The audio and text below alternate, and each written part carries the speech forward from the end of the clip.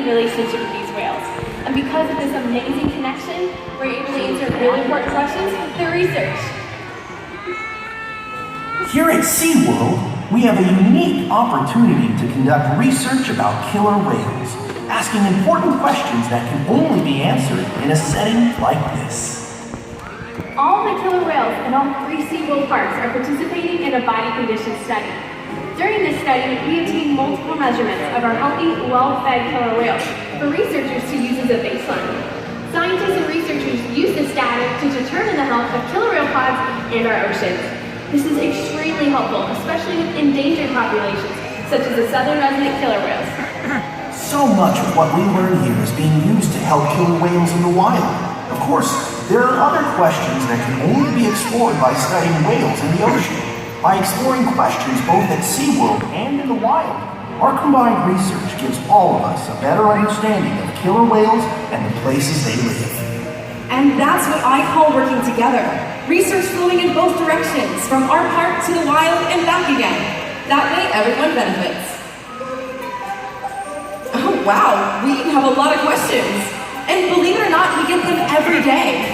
We sure do, and we love your questions. To answer some of those, the whales communicate using a variety of different sounds. Let's take a listen in.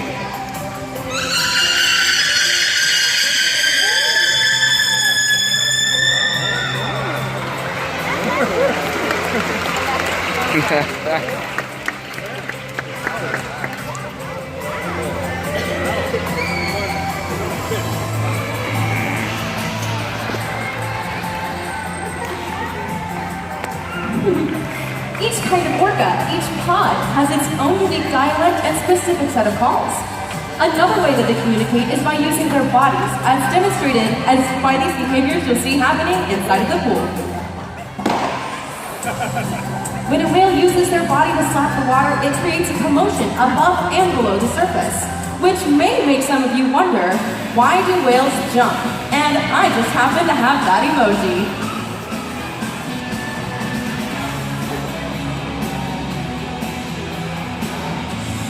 Wonder they're gonna jump.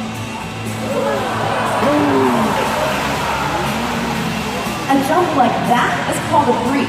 It makes a sound on the top of the water. This could be to display some excitement, show a little bit of their power, or just to get the attention of other whales. Other ways that orcas communicate with each other include blowing bubbles, bumping into each other, or scratching each other with their teeth, causing break marks. These are the multi-line marks that you may see on the skin of whales and dolphins. It's just one of the many ways these animals display dominance over one another in social interactions, in the wild, as well as here at SeaWorld.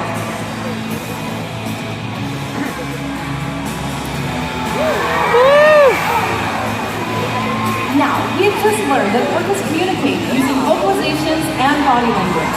But do you remember how we communicate with them? That's right, with signals. Here at SeaWorld, we communicate with our whales, and we want the next generation to be able to do the same. Now, y'all, this is my favorite part of our show.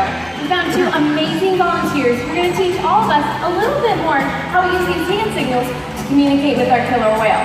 We're going to be meeting Tua over here to my left and Kayuket over there to my right. Now, just like when we make new friends, it's important to have a great introduction. So, let's give those whales a big wave hello.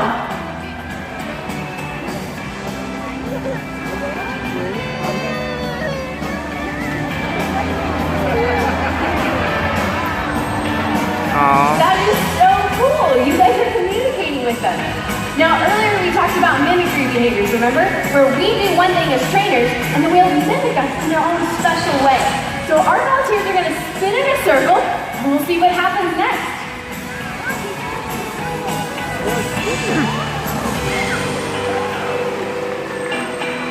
Whoa, the whales copied you guys. That was so fun. Now this next behavior may or may not be my favorite behavior we do with our volunteers. We're going to stick our hands straight out in the air, palms facing up, and then on the count of 3, we're going to toss them over our shoulders. Ready? 1, 2, and 3. Y'all didn't think you could leave here dry, right?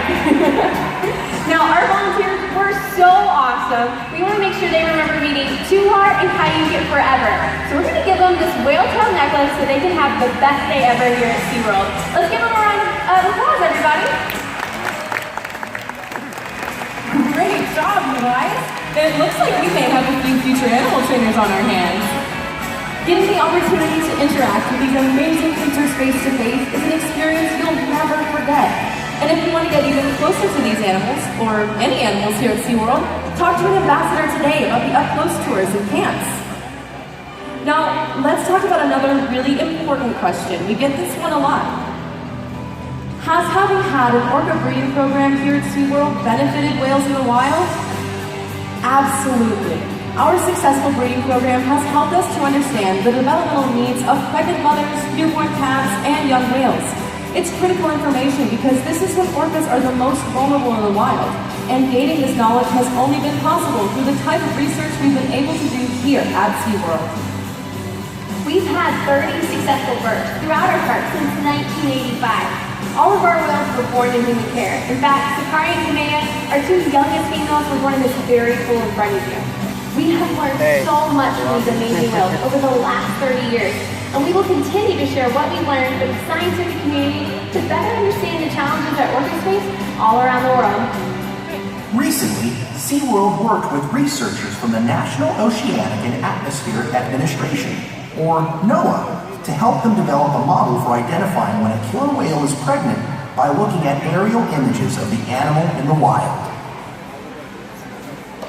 Prior to this cooperative effort, where SeaWorld provided direct, unparalleled access to our pregnant whales, researchers had no solid way of knowing whether or not a female in the wild was carrying a calf. And that brings us to yet another one of your awesome questions. How do we take care of our whales? I love this question because it lets us give you a sneak peek at how we take care of these amazing animals every day. So, Abby, are the trainers ready? I think we are, Bethany, and I'm so excited to talk to y'all about this training session. This is all about husbandry, and husbandry training encompasses all the behaviors we do every single day to make sure that our whales are healthy, fit, and successful. Let's take a look at the pool and I can tell you what's going on. So right here with Dudley and Kayukit, we're doing a fluke present, or a tail present. Now this allows our veterinarians to come in and take a blood sample from our whale. And this allows us to check our health, much like when you and I go to the doctor and get a blood draw. Now, what's also really cool about this behavior, it allows us to take care of whales out in the wild too. Now, Tuhar over here is doing another awesome behavior. We call this the slide out behavior. And we do this every week on our killer whale size scale to weigh our whales. This allows us to make sure that the whales are getting the proper nutrition and that they're growing great. Very good job, Tuhar. Now, another very important part of husbandry training is exercise. These can involve aerials, fast swims, swimming underwater, and Tuhar is going to give you a good example of that. He's going to be jumping at the back of the pool, so take a look there. He's going to gain some momentum right through here, and then he's going to be coming to the center of the pool. So everybody get your cameras ready. It's Tuhar. Woo! Now to show you his special exercise, Kayukit is also going to be gaining a momentum jump here at the back. Then he's doing something extra special right in the center. Let's give a warm round of applause for Kayukit. Now these are behaviors you see both in the wild and here at SeaWorld, and they are crucial to maintaining our animals' health and well-being. Now, with all of those high energy behaviors, I'm sure our guests are also wondering, how much does an orca need to eat to stay healthy? Ooh, that's another really great question. Now, each whale is individual, and so is their diet, much like you and I. Our smallest whale here, she's 5 years old, her name's Kamea, and she weighs 2,300 pounds, and she eats 70 pounds of fish every single day. Now, in comparison, y'all see Kayukit, he's the whale that just did that awesome front flip. He's 9,500 pounds, and he eats 130 pounds of fish every single day. Now, it's important to note that no matter what these whales do, they will always receive the entirety of their diet, no matter what. That's right. And because we've been able to determine how much orcas eat at various stages throughout their lives, researchers in the field can use that information to determine if ocean habitats are healthy enough to help orca populations thrive. And that type of information is invaluable.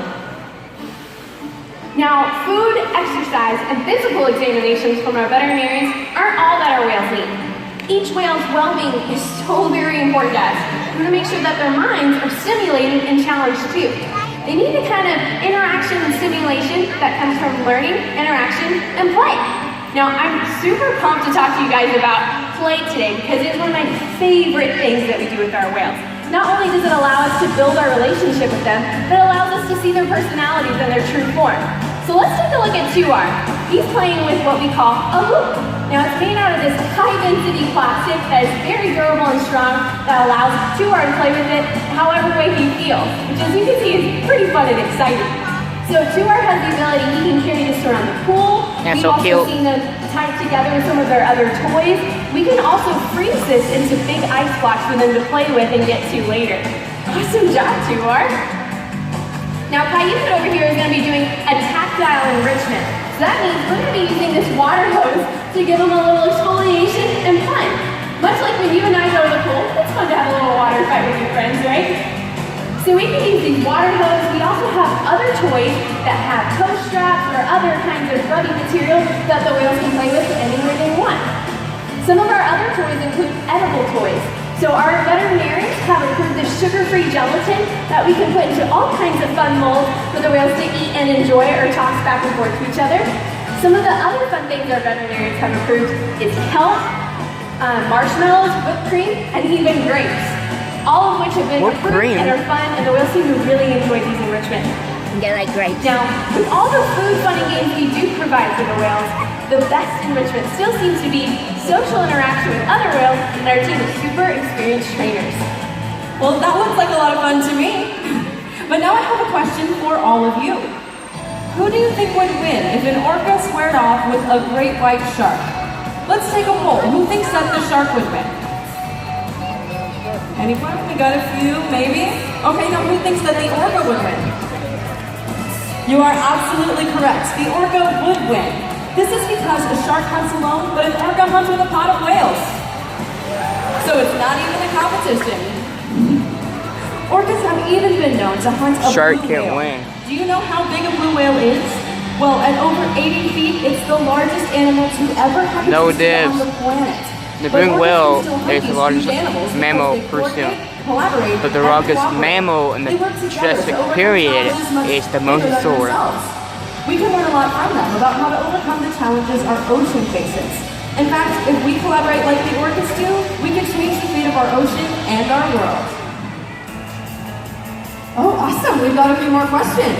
These are some really specific ones that always come in. Many of you may have even been wondering today, why do some of the dorsal fins curve? And that's a great question. Dorsal fins have no skeletal support, such as bones or cartilage, to support their height and weight. They're made entirely of connective tissue. So if an animal spends more time at the surface of the water, the tissue in the fin can weaken and it will start to bend. And we do occasionally see curved dorsal fins both in the wild and here at SeaWorld. And speaking of fins, I'm sure a lot of you are wondering, how fast can they swim? Well, let's find out. Abby, we all want to know, how fast do these guys go? Yet another great question, Bethany. Well, depending on the killer whale size, it can actually swim up to 30 miles an hour. Now, do you guys want to see this in action? That's what I thought. Well, Kaiuki here is showing you his zipper behavior. He's using the largest muscle in his body called the peduncle to speed him through the water, while his dorsal fin is allowing him to swim in a straight line. And then while he's swimming, he's using his pectoral flippers on the sides of his body for steering and stopping. Pretty cool, right? That was really fast. Now, seeing those powerful fins in action kind of makes you wonder, how much water can their tails splash? Well, their tails, or flukes as they're called, are strong enough to fling a whole lot of water about halfway up these stands. Which kind of makes you start to think, if all the whales started splashing at once, could they get the whole audience wet? Well, maybe you guys, but I'm out of here. Well, bye, Bethany. I guess that means more 52-degree salt water for all of us. See you, San Antonio. Are you ready to get wet? Here they go.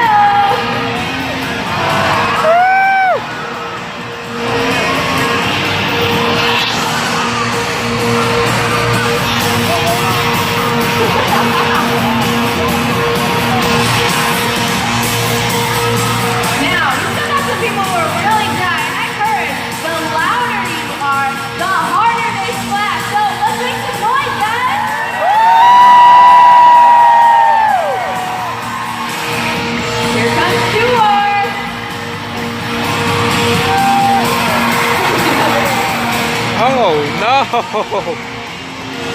Now, if you guys really, really want to get wet, let's put those hands together just like this. And let's wiggle up and down.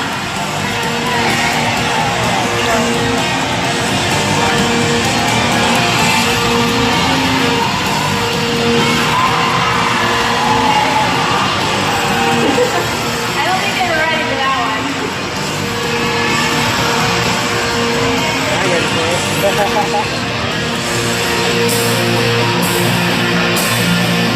Now we gotta stop and get some snacks. And then who are we gonna get wet next? Is it this side? Well, that was pretty good. What about this side?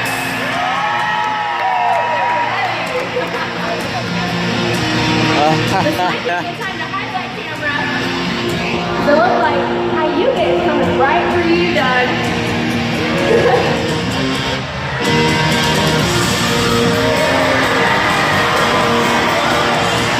Nice. Now we still got 2 sections left. Oh! Playing it wet more than this side. That was pretty good. What about you guys? I don't know. How are we gonna choose? I think we should let the whale decide. What do you think? Yeah. Well, let's keep it up, guys.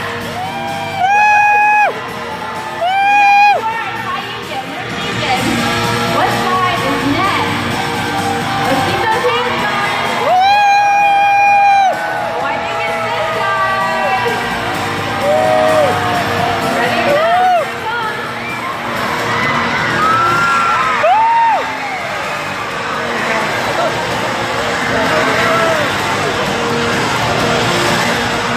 And now it's time for you guys. Are you ready?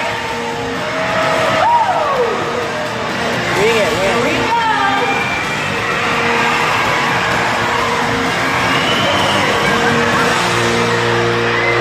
Man, that was refreshing. It certainly is. You know, orcas are so inspiring. In fact, the more we learn about them, the more we see they represent a lot more than just themselves. Truly, to better understand the orcas is to better understand the entire ocean. Never stop wondering about the natural world around you, and be sure to visit SeaWorldSanAntonio.com for your free download of the Killer Whales Close Book to share with your friends and family. From all of us and all the whales, we want to say thank you for coming, thank you for wondering, and most of all, thank you so much for caring. We want you guys to have the best day ever here at SeaWorld. Take a look to the center of the pool and say goodbye to my good friends Duar and Kayuke.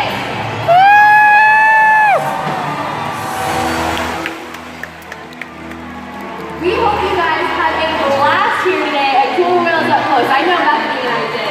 Now, if you guys want to get more of these killer whales, we have another show today at 5:30 called One Ocean, and it's going to be a blast as well. So you guys come back at 5:30, and we'll see you then.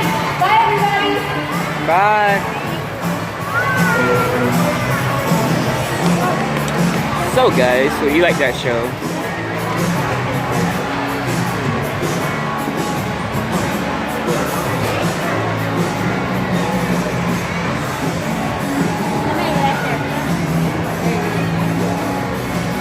So, yeah, pretty much, yeah. I want to see we're at San Antonio. So, if you guys like that, please subscribe, leave a like. I'm not leaving yet, so we're just going. It's good to know that some of them in the wild will also have So where are we going? I can't hear you. And now we're gonna wherever place to stop and get a snack or whatever. Get a snack. Not that place, Mom. We have to go to where they serve, use the dining hall.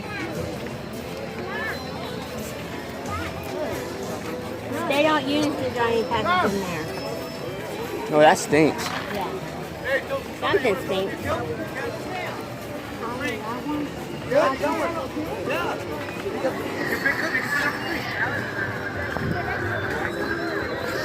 This thing is Ryan.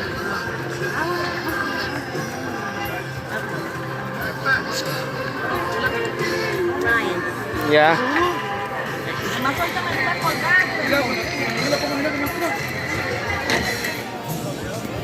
Want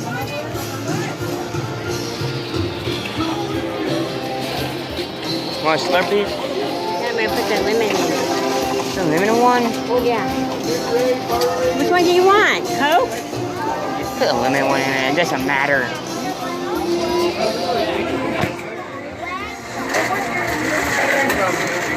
Okay, babe.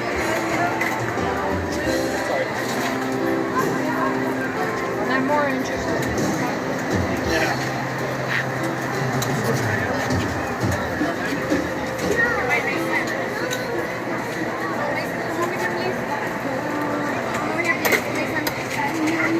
Mason, come on.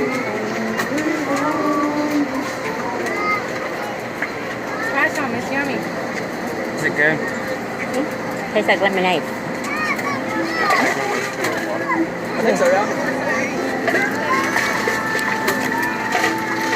You can put it in there. You alright?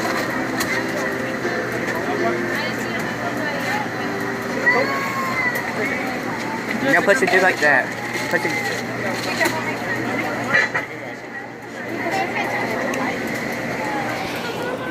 So guys, end of the video. Peace out and goodbye. See you guys in the next video.